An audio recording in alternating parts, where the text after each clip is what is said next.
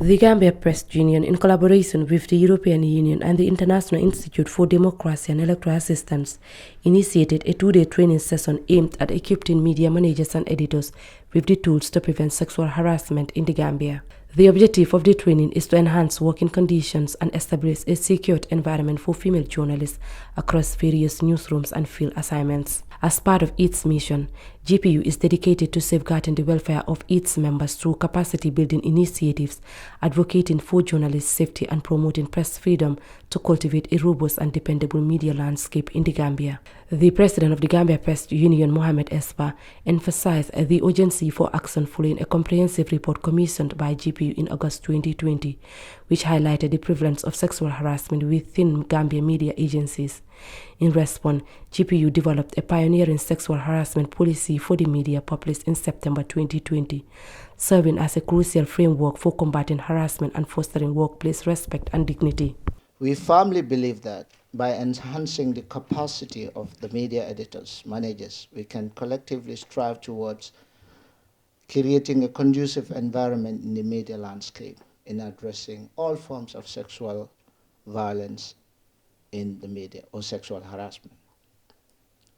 This training is aligns with the objectives of the EU-funded consolidation of democratic dispensation in the Gambia, the CODE project, which seeks to promote a participatory, inclusive, and rights-based democratic transition.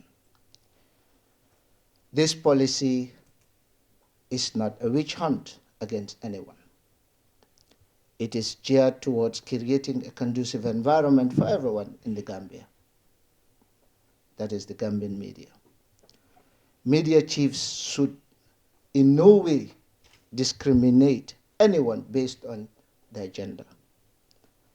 Sexual harassment is not acceptable, and it should not be condoned in any media house. During the opening ceremony, Mrs. Jennifer Fay, head of the country office of the International IDEA, shared sobering statistics from the GPU's report on sexual harassment in the media, emphasizing the need for action.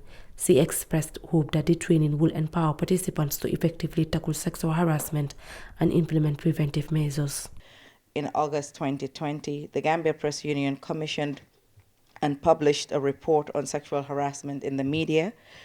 This study investigated the prevalence of sexual harassment, the situation that drives the practice, and individual as well as organizational mode of response to the issue. 109 respondents were drawn from 24 media houses and freelancing agencies.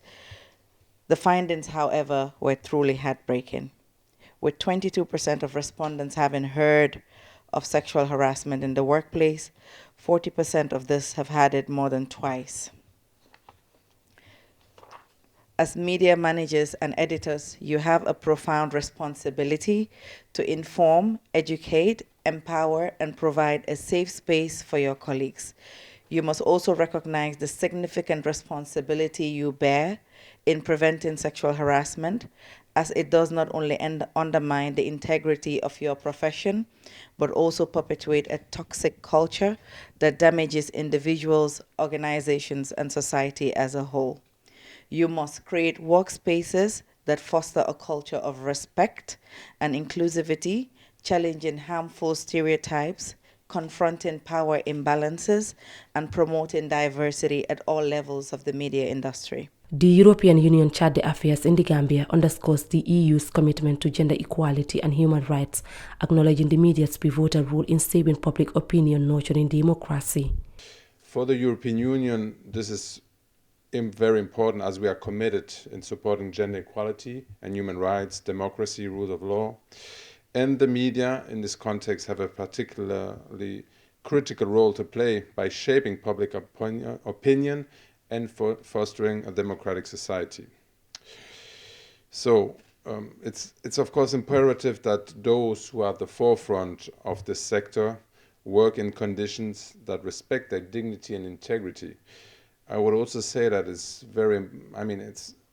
instrumental that the sector, the media sector, who works in promoting freedom of speech, democratic values, respect for human rights, also uphold to the same standards that they're applying for.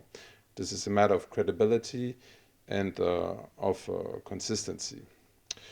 So it has been said before by my two colleagues before me that this program we are gathering with today is the code that we are implementing with our international IDEA, so consolidation of democratic dispensation in the Gambia. And again, let me insist on this particular aspect. The prevalence of sexual harassment in the media does not only undermine the core values of a democratic society, but it has direct impact of the well-being of people, namely women, in their professional growth and well-being. Participant Bakari Fati, manager of radio programs at GRTS Radio, highlighted the positive impacts the training will bring to their newsroom, particularly regarding this crucial topic. It's great that I'm here as a manager, of course representing my director, my management at the radio. I think this will go a long way, as we have heard from the speeches delivered at the opening ceremony. There have been frightening statistics on the issue of sexual harassment when it comes to media work in the country. So this in a way will provide me the necessary information to know the extent of the problem, and more importantly the tools that I will be able to use and of course share with my colleagues to see that the issue of sexual harassment at least is nipped in the bud, because women should be respected, their persons should be respected, they have rights and therefore they have the competence. If they have the competence and the knowledge, the right thing is to respect them, not to see them to objectify them, to see them as objects that can be pushed around and be made to do something against their will. So this training will go a long way in making me understand the issues better, and on going back home to my radio, my colleagues would share with them, so that at least we play by the rules of the game, so that at least we stay together in that conducive, friendly working environment that can help us do our best for our country and see that the country move forward we move forward as a people. In 2023, the European Union delegation to the Gambia and the International Institute for Democracy and Electoral Assistance launched a new project in the Gambia under the title Supporting Consolidation to Democratic Dispensation in the Gambia. With funding from the European Union and to be implemented by the international IDEA, this project aims to provide technical assistance to key democratic institutions, namely the National Assembly, the National Human Rights Commission, and the Gambia Press Union, to lay the foundation of an inclusive, participatory, gender-sensitive, and peaceful transition to democratic governance in the Gambia.